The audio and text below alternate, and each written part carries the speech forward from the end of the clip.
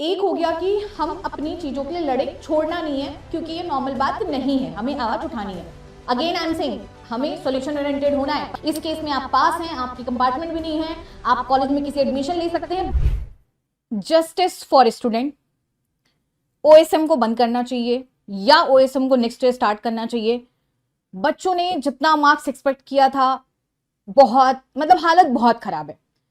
मैंने आपके कमेंट्स देखे, ठीक है, और वो एक ऐसी चीज है जो हम उस पर वर्क कर रहे हैं। I am working, trust me.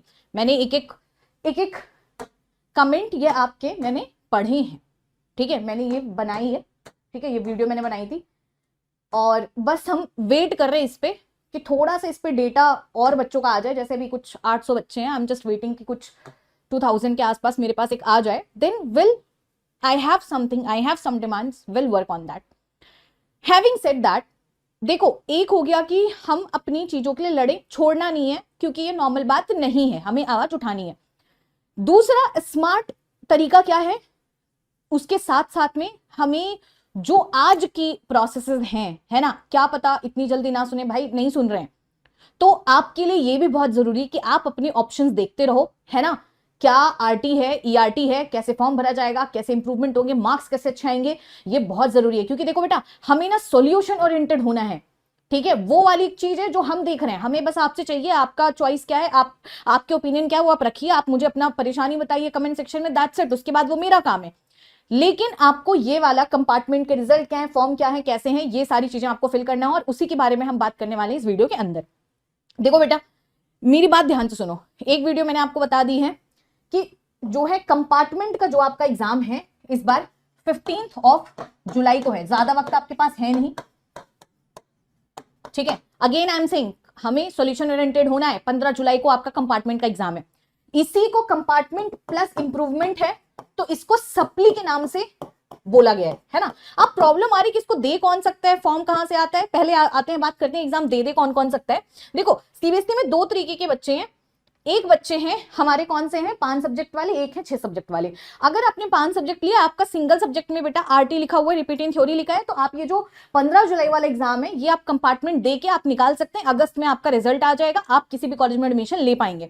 इसका फॉर्म आपको स्कूल से फिल करना होगा, ठीक है, कब से, 2 जून, ठीक है। इसमें आपको कुछ नहीं, आपके स्कूल वाले कनेक्ट कर लेंगे या फिर आप कनेक्ट कर लोगे, और ये स्कूल वालों का ही सारा काम है। इसमें आप जो है बस एक्टिव रहो। अब आ जाते हैं सेकंड पे। बेटा, अगर आपने 5 सब्जेक्ट लिया है और आपका 2 सब्जेक्ट में आरटी है, तो आप इसेंशियल रिपीट वाली कैटेगरी में आ चुके हैं। मतलब कि सीबीएसई के अकॉर्डिंग आप 2027 में आप एग्जाम दे पाओगे उन बोर्ड के बच्चों के साथ में एज अ प्राइवेट कैंडिडेट, ठीक है। तो मतलब आपका 1 साल पूरा वेस्ट होगा। और दूसरा ऑप्शन आपके पास है, आप एनआईयूएस से जाके ऑन डिमांड, जून से शुरू हो जाता है और 45 दिन के अंदर वहां पे रिजल्ट आ जाएगा, तो आप अपना ईयर सेव कर सकते हो। खैर, एनआईएस पे इफ यू विल वांट, आप मुझे कमेंट सेक्शन बता देना, I will create another video. अब आ जाते हैं सेकंड। 6 सब्जेक्ट में तो इतनी भसड़ है भाई, चलो इसको जरा समझाते हैं। 6 सब्जेक्ट जो भी बच्चे लेते हैं, उनके 5 मेन सब्जेक्ट होते हैं, एक एडिशनल सब्जेक्ट होते हैं, ठीक है। अगर आप 5 मेन सब्जेक्ट में पास हो, सिर्फ एडिशनल में आपका आरटी लिखा हुआ है, बेटा आप पास ही माने जाओगे। लेकिन अगर आप चाहो तो ये जो जुलाई वाला कंपार्टमेंट एग्जाम है, ये आपका इंप्रूवमेंट की कैटेगरी में जाएगा। मतलब आपका 15 जुलाई को ही एग्जाम होगा, ठीक है। आप स्कूल वाले को कनेक्ट करके और आप एग्जाम दे सकते हैं। हम बोलेंगे दे दो, because you will not like it written on RT. Let me again explain. इस केस में आप पास हैं, आपकी कंपार्टमेंट भी नहीं है, आप कॉलेज में किसी एडमिशन ले सकते हैं, बस आप अपनी मर्जी से आप उसको क्लियर करना चाहो तो इसी जुलाई में आप क्लियर कर सकते हो, है ना। आप कनेक्ट कर लो एक बार स्कूल से।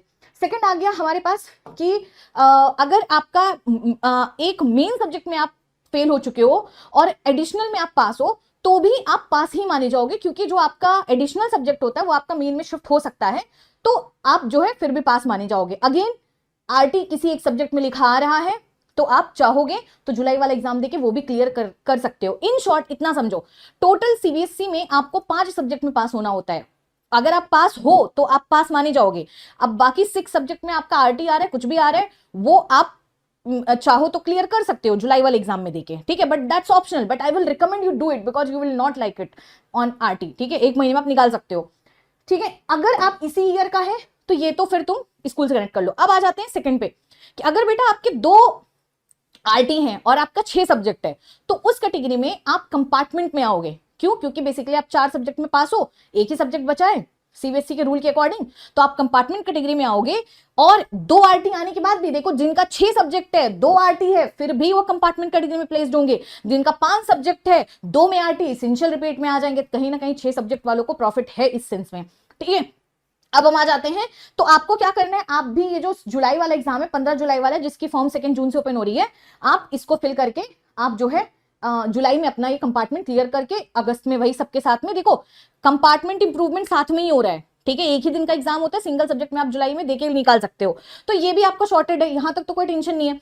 अब हम आ जाते हैं 3 आरटी, ठीक है। 3 आरटी में मतलब कि फिर आपके लिए प्रॉब्लम है। फिर अब आप यहां पे आ गए इसेंशियल रिपीट वाले कैटेगरी में, तो अब आपका नेक्स्ट ईयर देना पड़ेगा, ठीक है। तो जो भी इसेंशियल रिपीट वाले बच्चे हैं उनको मेरी रिकमेंडेशन है कि अगर आप इसेंशियल रिपीट में हो, आप किसी एग्जाम की प्रिपरेशन के लिए आप तैयारी कर रहे हो और आपको लग रहा है कि बोर्ड्स के साथ निकाल लोगे, तब आप नेक्स्ट ईयर बोर्ड वाले बच्चों के साथ आप एग्जाम दे दो, कोई दिक्कत की बात नहीं है। बस आप प्राइवेट कैंडिडेट के फॉर्म में आप लिखा रहेगा कि हाँ प्राइवेट हो, बाकी कुछ नहीं रहेगा, ठीक है। आपका रिजल्ट में कोई दिक्कत नहीं होगी। दूसरा आपके पास ऑप्शन है, आपको ईयर बेस नहीं करना, आप NIOS दे सकते हो, ठीक है। ये जून से इसके एग्जाम ओपन हो जाते हैं ऑन डिमांड वाले में, ठीक है। और आप जो है निकाल सकते हो, ठीक है, जो भी जिनका एसेंशियल रिपीट वाला एरिया है। जून का खैर उसका हम अलग से वीडियो एक बना देंगे। तो ये ओवरऑल आपका सोल्यूशन है। जब भी वीडियो आपकी क्या बोलते हैं, जब भी आपकी कंपार्टमेंट का फॉर्म जैसे ओपन होगा प्राइवेट या जिन भी कैंडिडेट के लिए, आई विल अपडेट हियर, और आपको उसको प्रोसेस भी एक्सप्लेन कर देंगे। NIOS अगर आपको चाहिए उसकी डिटेल हम आपको दे देंगे। साथ में आप बस वीडियो को शेयर करो, लाइक करो, सब्सक्राइब करो, अपने पॉइंट्स रखते रहो, अपनी मेहनत करते रहो। विया बीजो टेंशन की कोई बात नहीं है, ठीक है। बस अच्छे से आप एग्जाम दो, ठीक है। All the best. बाकी क्या बताएं यार, एजुकेशन सिस्टम की धज्जियां उड़ी हैं, but what it is, we'll see. चलो, bye bye, take care. Unacademy. Let's crack it.